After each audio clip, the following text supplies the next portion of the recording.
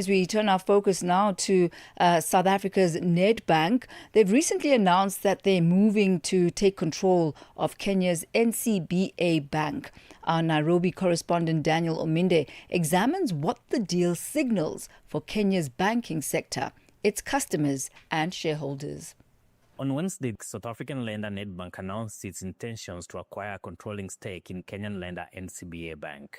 Nedbank is expected to use NCBA as a platform to expand across East Africa, while NCBA, on the other hand, gains a larger balance sheet, access to corporate investment and wealth management expertise, and new growth opportunities. Here is NCBA CEO John Gashora speaking to the press in Nairobi. This will give us access to clients that perhaps before we wouldn't have had access to. We have international clients in this market that tend to prefer international banks. We believe now we're in a position where we can go and compete for those clients with everybody else. There are Southern African clients who bank exclusively with Nedbank. We're here, and we think this gives us an opportunity to go after those clients. Gashora has further assured customers and staff of NCBA that there will be no immediate disruptions arising from the deal expected to be completed in the third quarter of this year. There will not be any overlap between us and Nedbank. And therefore, we do not envision our employees being affected negatively. For more insights on what this transaction implies for Kenya's banking sector and possible impact for customers and shareholders.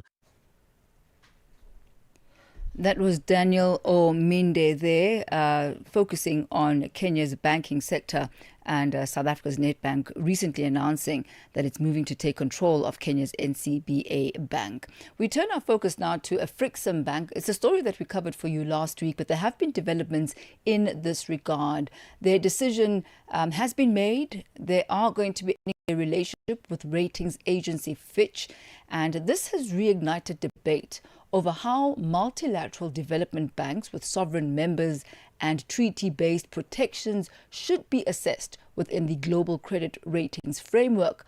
This move follows a months-long dispute after Fitch downgraded the bank's long-term issuer rating from BBB to BBB- with a negative outlook in June of 2025, citing concerns over loan quality and exposure to sovereign borrowers such as Ghana, South Sudan and Zambia. For more on this, we joined this afternoon by Dr. Mishek Mutize, lead technical expert for the AU African Peer Review Mechanism, the Credit Ratings Program. A very good afternoon to you, Doctor. Welcome to Africa in Business. Thank you very much for having me, and Happy New Year to you and the listeners. Oh, Happy New Year to you too. Well, it's a busy new year for you.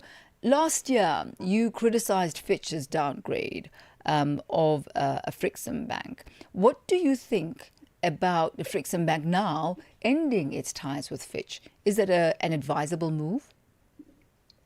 Well, I think that was the most logical move to take, and I've been saying that this is not an unusual event or occurrence. It has happened several times. There are several sovereigns that actually discontinue their relationship with the big three when they see that it's no longer serving the purpose of informing investors. So when that is happening, there is no purpose of paying for misinforming investors when you feel that the risk is not overstated. Last year, I remember Dangote actually discontinued also a contract with Fitch after it had reviewed its objectives for the financial needs. So what is it you believe that needs to change in the global rating frameworks in order to adequately reflect the risk profile of African-owned multilateral institutions? This would, properly account for the preferred creditor status and the treaty protections when rating African multilateral development banks. Well, so many things. I think I would write a book about this, and I've engaged in so many platforms about what needs to change. But particular to this case, let me give you some context. Financial markets actually operate on the information that is provided by what is perceived as credible sources, one of which is the rating agencies. And the moment they start creating a narrative by using language of uncertainty on certain elements of value, like in this case, the preferred creditor status, already investors and other stakeholders start discounting that risk into their position, even when that risk is not or has a near zero chance of occurring. So in this particular case, for instance, the PCS, the preferred creditor status, the bank has a much more stronger preferred creditor status than the IMF and the World Bank combined, because with regards to the World Bank and IMF, those enjoy PCS as a matter of practice. But Afreximbank's PCS is actually enshrined into its establishment agreement that shareholders or member states cannot do any action that will compromise the quality of the assets of the bank. So that's an explicit position that is legalized into that founding document. And also, it's ratified as a national law in any country that is a member state of the bank. That is why last year we were contending on the issue of characterizing PCS as an uncertain element or a risk element, because that risk element does not exist, because Ghana and Zambia are member states of the bank and they can't default on that loan under whatever circumstances. And there've also been discussions now around the establishment of, African rating agencies. And with that in mind, what are the gaps or the biases in the current global credit rating system that an African ratings agency would then aim to address? Well, yes, investors, we believe that they pay attention to any source of credible information. If you look at Afreximbank itself, it's got ratings from the Japanese credit rating agency, which is rating it investment grade.